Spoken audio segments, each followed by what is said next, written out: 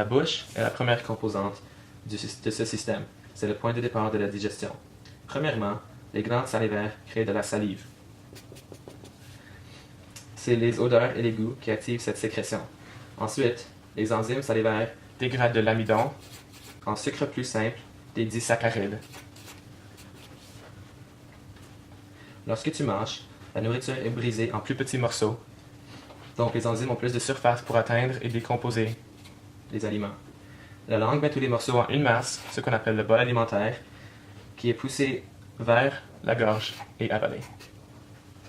Après leur passage dans la bouche, les aliments sont avalés et passent dans l'œsophage. Le processus par lequel on avale s'appelle déglutition. Lors de la première étape, une partie des aliments, maintenant nommée le bol alimentaire, est poussée vers la gorge ou pharynx par la langue. Lors de la deuxième étape, la luette bouche les fosses nasales, ce qui aide à éviter les accidents. Un problème se présente alors, parce qu'on a 2 trous dans le pharynx, et si le bol alimentaire passe dans le mauvais, on peut avoir des troubles. Le problème est résolu avec l'étape 3, où l'épiglotte, qui est une genre de valve, ferme la glotte, empêchant le bol alimentaire de passer dans le larynx. L'étape 4 consiste de l'ouverture du sphincter œsophagien et le bol alimentaire passe dans l'œsophage. Les sphincters sont des muscles circulaires qui servent à réglementer le passage de substances variées dans le système digestif. Ils peuvent soit être ouverts, partiellement fermés ou complètement fermés. Ils laissent passer un certain montant de substances. La commande peut être volontaire ou non volontaire. Par exemple, tu peux contrôler la fermeture de ton anus, mais tu ne peux pas contrôler le sphincter œsophagien volontairement. Lors du décès, les sphincters se relâchent. Les sphincters sont situés partout dans le système digestif. Le premier, le sphincter œsophagien, est situé entre la bouche et l'œsophage. Dans l'œsophage, qui est essentiellement un tube fait de muscles, chaque bol alimentaire est poussé vers l'estomac par péristaltisme. Le péristaltisme est une série de contractions musculaires ondulatoires qui font avancer la nourriture dans l'œsophage et d'autres structures du système digestif. Le bol, une fois arrivé à l'entrée de l'estomac, rencontre le sphincter cardiaque qui s'ouvre pour laisser passer le bol dans l'estomac. L'estomac est un organe musculaire en forme de J qui a plusieurs fonctions. Il entrepose le bol alimentaire, le digère partiellement et ensuite transporte cette substance digérée, maintenant connue comme la chyme, vers l'intestin grêle. Comme l'a dit William Shakespeare, ce que nous appelons bol alimentaire, par tout autre nom, sentirait aussi dégueulasse. Quand l'estomac est vide, il a un volume d'environ 50 ml. Par contre, quand il est plein, il peut s'étirer pour contenir de 2 à 4 litres en se dépliant comme un accordéon. L'estomac fait de la digestion physique et chimique. Il utilise le péristaltisme pour brasser et le suc gastrique qui a un pH de 1 à 3 pour dégrader le bol alimentaire. Le suc gastrique est composé d'eau, de mucus, d'acide chlorhydrique et d'enzymes. Entre 2 et 3 litres de sucre sont créés par jour. L'estomac ne digère pas les protéines dont il est composé à l'aide de plusieurs facteurs. Peu de sucre est créé en l'absence de nourriture. Certaines cellules font du mucus pour se protéger et les cellules remplacent le mucus rapidement. L'action de la gastrine est le déroulement par lequel une enzyme, la gastrine, gère les concentrations d'ions hydrogène. Lorsqu'un repas entre, la gastrine est sécrétée. Ensuite, la gastrine stimule la sécrétion d'HCl, dont la concentration augmente. Le pH diminue jusqu'à 1 ou 2 et la sécrétion de gastrine arrête. L'estomac n'absorbe pas de nutriments, mais il absorbe un peu d'eau et de sel, des médicaments et de l'alcool. Dans les systèmes digestifs, le foie et la vésicule biliaire travaillent ensemble.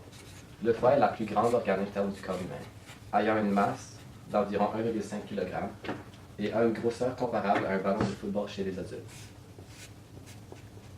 La fonction principale du foie est de produire un liquide jaune-vert appelé la bile. Et la fonction de la vésicule biliaire est d'entreposer la bile et de la relâcher lorsque le chyme chargé de lipides arrive dans le duodénum. La bile est constituée de bilirubine, de LDL et puis de sel biliaire. La bilirubine et le LDL sont des déchets. La bilirubine provient de la destruction des globules rouges et le LDL est considéré comme étant un mauvais cholestérol. Ils sont mis dans la bile parce que c'est une façon pour le corps de s'en débarrasser. Ces déchets ne se font pas absorber par le système digestif, alors ils se font relâcher dans les matières fécales après avoir parcouru le restant du système digestif.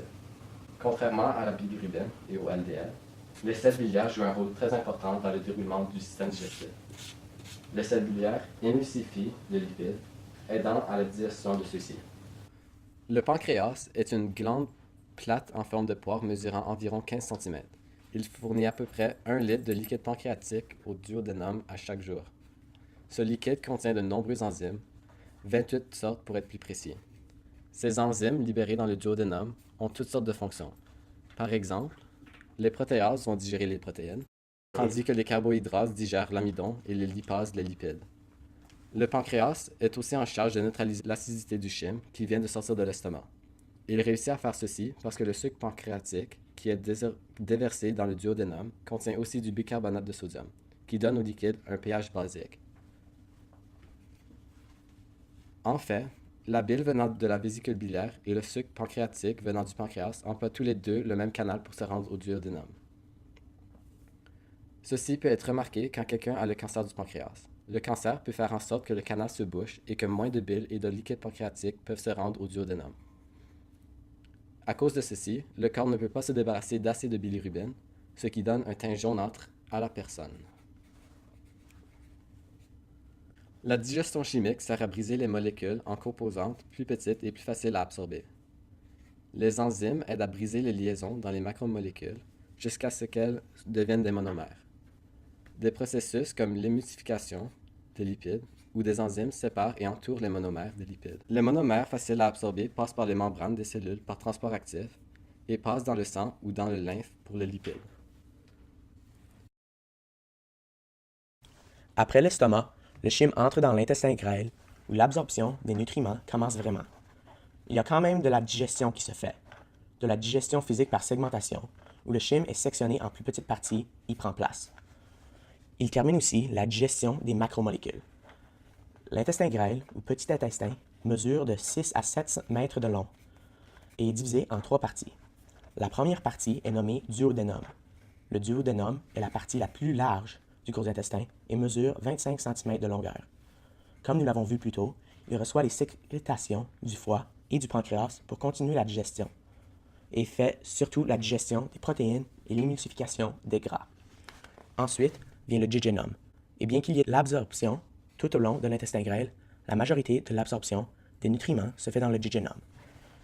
Il mesure 2,5 mètres de long en moyenne et contient beaucoup de plis circulaires et de petites bosses en forme de doigts appelées villosités. Ces bosses servent à augmenter la surface par laquelle l'intestin peut absorber les nutriments et se trouvent au long de l'intestin grêle.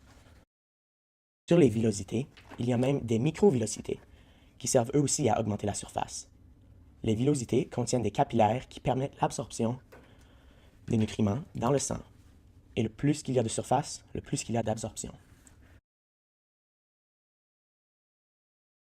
Finalement, le chyme arrive dans l'iléon, où les derniers nutriments ainsi que certaines vitamines et les acides biliaires sont absorbés. Il mesure en moyenne 3 mètres, soit 50 cm de plus que le jejunum. Après avoir absorbé ce qu'il peut du chyme, il le dirige vers le gros intestin. Le chyme entre alors dans le gros intestin, où il subira ses dernières transformations avant de devenir la matière fécale proprement dite. Le gros intestin n'est pas, comme le suggérait le nom, le plus gros des deux intestins. Il ne mesure que 1,5 m en moyenne, comparé aux 6 à 7 mètres de l'intestin grêle. Il est par contre le plus large, mesurant 2,5 cm de diamètre. Il est composé de 4 parties, le côlon ascendant, le côlon transverse, le côlon descendant et le côlon sigmoïde, en forme de S. Un petit organe nommé appendice est aussi attaché au début du côlon, mais il ne sert plus à rien dans les humains modernes. Dans les 4 parties du gros intestin, le chyme est compressé et concentré en enlevant l'eau et les sels. C'est ici que les vitamines sont absorbées. Les 20 derniers centimètres du gros intestin se nomment rectum et ont la tâche d'entreposer la matière fécale jusqu'à un moment favorable. Après le rectum viennent les sphincters anaux, qui contrôlent l'entrée et la sortie des matières fécales. Ces sphincters peuvent par contre laisser passer les gaz sans les solides, ce qui déplaît peut-être aux gens à proximité, mais permet de relâcher les produits de la faune intestinale.